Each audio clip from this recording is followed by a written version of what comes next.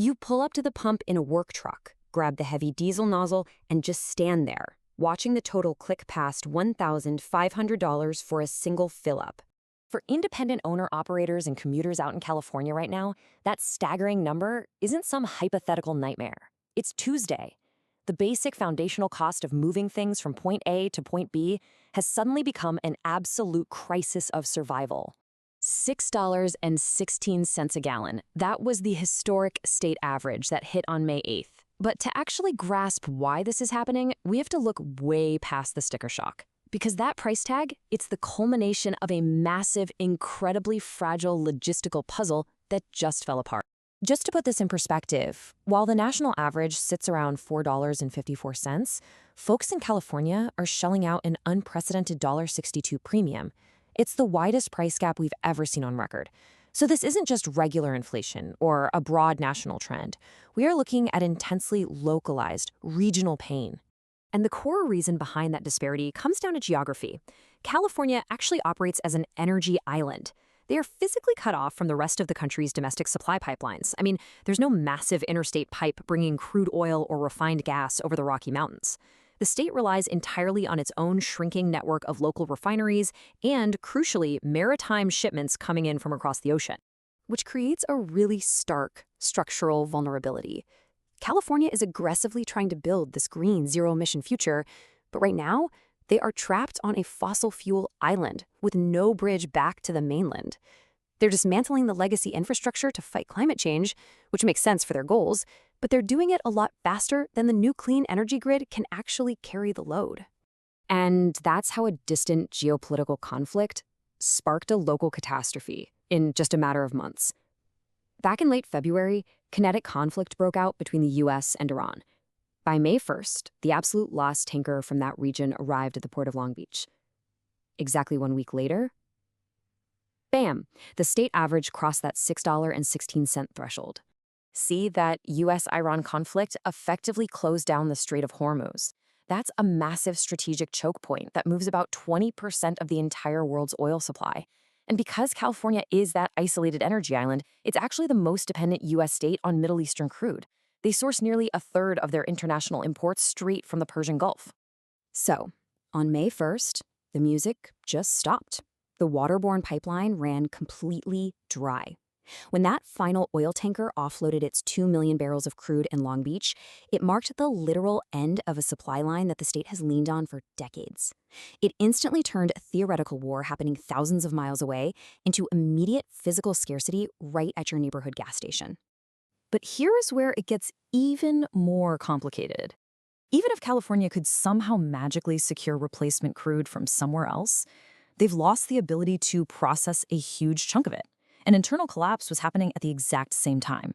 Between late 2025 and spring 2026, critical facilities like the Phillips 66 refinery in Wilmington and Valero in Benicia went offline. The state lost nearly 20% of its gasoline production capacity right when they needed it the absolute most. And that severe drop in capacity collided perfectly with California's super strict seasonal fuel requirements. Every single spring, the state mandates a transition to a specialized summer blend of gasoline to help reduce smog.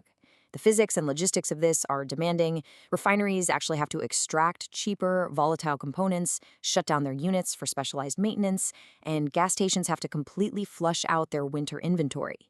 It's a complex dance that left the state with literally zero margin for error.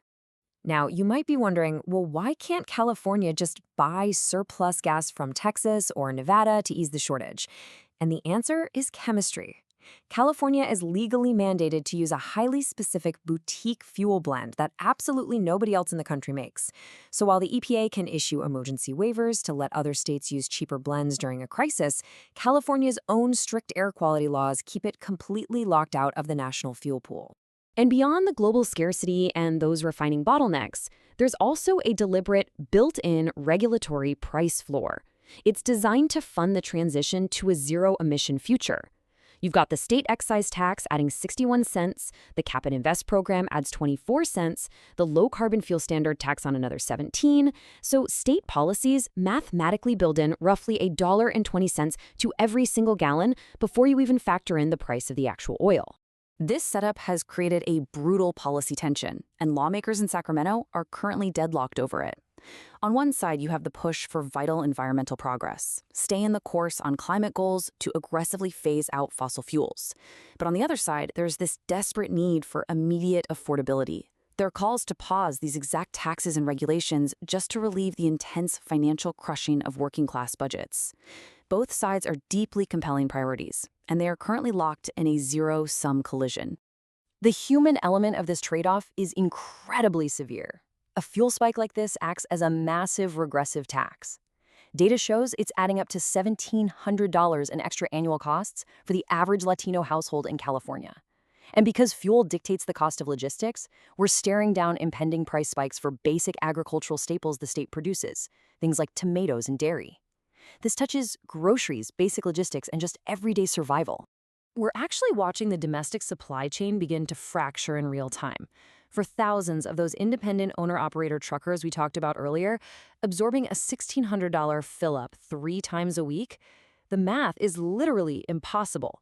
As one major trucking association pointed out, for a lot of small, family-owned firms, these fuel costs are just the final nail in the coffin. So where does this go? Right now, the state's economic fate is hanging on international diplomacy. In one scenario, if tensions in the Middle East stay high and fuel inventories keep dropping, analysts project prices could reach a catastrophic $8 per gallon by late summer. But if mediators can secure just a 30-day diplomatic pause and reopen the strait, we could see prices drop back down below $5. When you step back, this entire crisis exposes the deeply rooted vulnerabilities of trying to operate an isolated economy right in the middle of a massive transition. This geography of scarcity in California isn't a fluke. It's fundamentally a logistical trap of our own design. Which leaves us grappling with a really profound challenge. As we push to transition our economies away from carbon, how do we actually survive the incredibly painful gap between the legacy system we are actively dismantling and the green future we haven't quite finished building?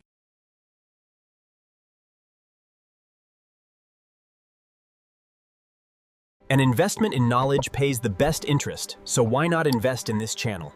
Click like and subscribe for more.